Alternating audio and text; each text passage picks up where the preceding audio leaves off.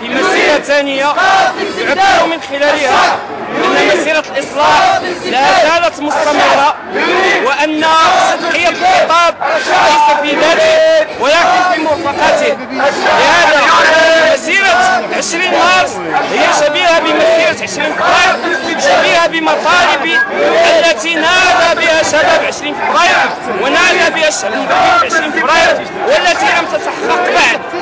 إقامة ملكية برلمانية، حل البرلمان والحكومة، محاسبة المفسدين، فصل الاقتصاد عن السلطة، ثم مطالب استعجالية بمثيل إقامة سراح كل المعتقلين السياسيين وكل المظلومين وكل ضحايا الانتهاكات الجارمة لحقوق الإنسان بسبب هذا القانون المرهب، قانون مكافحة الإرهاب. لهذا المسيرة ستستمر ومسيرة الإصلاح ستستمر، لأن المطالب لا زالت مشروعة للشعب المغربي ولم يتحقق منها إلا القليل والقليل جدا.